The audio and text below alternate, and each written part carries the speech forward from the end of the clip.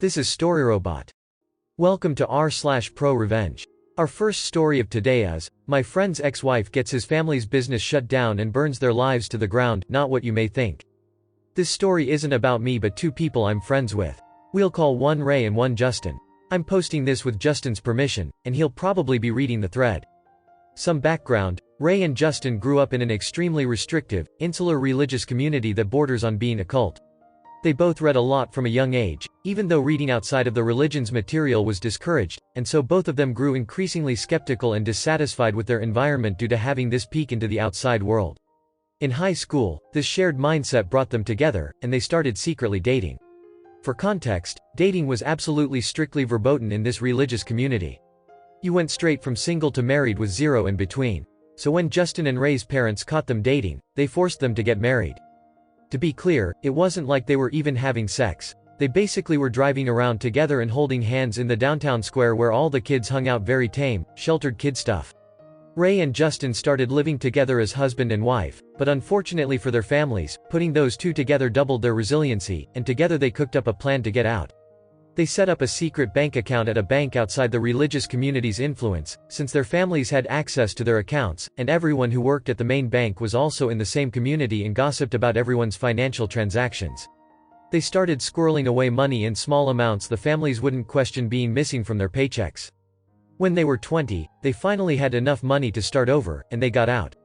They basically left their house in the dead of night with nothing but what could fit in their car and uprooted to live across the country. Pretty quickly after they moved, they decided to get amicably divorced, since they never wanted to be married anyway. They still lived together for a while, and basically became something between platonic roommates and each other's only family. Over time, they started dating other people. Some partners were scared off by the weird relationship between them, but most got it, and understood that Justin and Ray had basically bonded through mutual trauma. I also met both of them during this time, and we became close friends. This whole time, both their families and other members of their community were relentlessly harassing them. People were showing up at their house at all hours, and they had reason to believe people were trying to steal their identities over the years, though they'd fortunately both put a freeze on their credit, so nothing ever came of it. Then Justin had a bad accident. A really bad accident. He was on his bike and a car blew through a stop sign without slowing down and plowed right into him. He had to be rushed to the hospital and landed in the ICU. Ray was his emergency contact, and I was with her and some other friends when she got the call. I immediately drove her to the hospital with a couple of other people, and she was melting down, understandably. The hospital staff wouldn't let us all in when we got there, but they let Ray in. She came out periodically to let us know what was going on. Justin wasn't unconscious, but he was totally out of it and didn't seem to know she was there, probably from the painkillers, but she was convinced he had permanent debilitating brain damage, and basically the group of us were just soothing her and reassuring her it would be fine. A friend of ours who worked at the hospital as an MRI tech was also stopping by when she could on her breaks and calming down Ray. We'd been there all night and part of the day at this point, and the medical staff was giving us reason to be hopeful. But things got worse. To this day, no one knows how they found out, but 14 hours after Justin's accident, his parents, uncles, and grandfather showed up. They immediately had all of us removed from the ICU, Ray included. Unfortunately, as his ex-wife, she was no longer his legal next of kin and had no rights against his blood family. At this point, she was absolutely hysterical and inconsolable. She was convinced Justin's family would hurt him.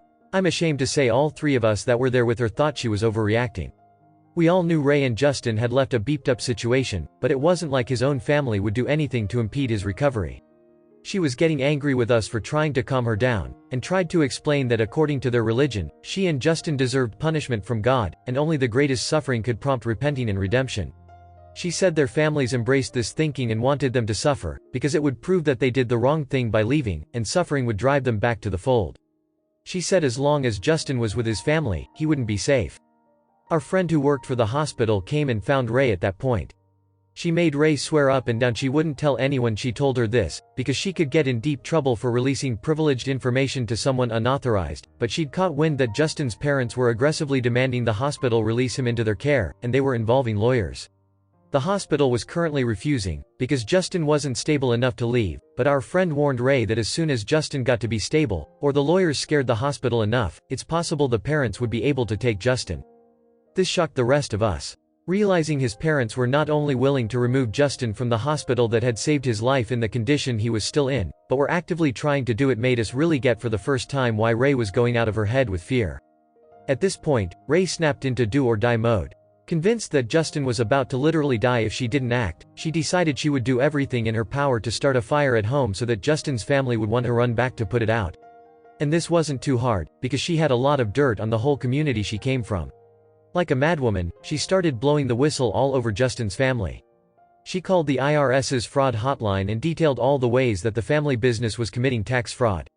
She submitted an ATF tip about how that same family business was illegally selling firearms without a license and without following any of the proper protocols, and was knowingly selling guns to convicted felons. She reported one of Justin's uncles for owning several guns as a convicted felon. She also reported Justin's mom's unlicensed daycare business, which was apparently extremely shady, including having over 30 children packed into one house, with Justin's mom as the only adult and many of the childcare duties being farmed out to Justin's 12 and 14-year-old sisters. She called CPS on Justin's uncles and his parents for keeping their children out of school, and for physical abuse in one uncle's case. In all of these reports, she provided extensive details. She finished her calls and emails, and then she waited. We all waited for several hours, and nothing happened. Then, miraculously, Justin became lucid enough to understand what was going on and make his own decisions, and he kicked his family out again. From there began a slow but steady path to recovery. In all the relief and excitement to see Justin on the mend, we'd almost forgotten about Ray's campaign of desperation, until a couple of weeks later, when the screaming voicemails started pouring into both of them. First, the business was being investigated by the IRS, then it was being investigated for illegal firearms dealing. Then the daycare was getting investigated. At first, Ray felt a little guilty, but then she was like, you know what? No regrets. They would have killed Justin. From what they've been able to piece together in the year and a half since this happened, the business has gone under, and the daycare is shuttered. The uncle is 6 months into a new 5-year prison sentence for firearm possession. CPS investigated, which scared the beep out of the family, but nothing really came of it, which is especially sad in the case of the cousins being physically abused. That said, the parents are now too scared to keep the kids home from school, and with the unlicensed daycare shut down, the mom's not exploiting her daughter's labor anyway, so she has no incentive to keep them home. So Justin's little siblings are at least getting their education. Justin and Ray are both happy and thriving. Justin unfortunately will never fully recover from the accident. He has some permanent neurological damage that results in tremors. But he's pumped to be alive, he can work a full-time job, he can still be pretty physically active, and as far as I'm concerned, he wins. Our final story of today is, don't scam a bot developer. I develop bots for people on Discord, a chat platform for those who somehow don't know. One day, I checked for hiring in a developer server and saw a job of making a simple bot for a cafe group. I messaged the owner and got the job. I coded the bot the next day and waited for a response from the owner. It turns out that the owner was taking a break from Discord, so about a week later, when she was finally back, she DM'd me and I fixed the final bug and showed them the bot. Right away, they said, "Thank you for the bot, have a great day," took away my admin role in the server, and blocked me. However, it didn't occur to her that I might be able to give myself admin with the bot.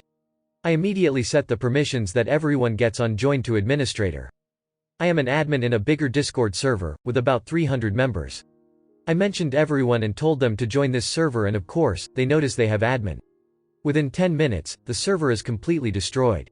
I haven't seen their reaction since I left the server, but I bet they will never scam anyone ever again. Thank you for watching. Error. Problem detected. Not enough subscribers. Please subscribe, like and comment.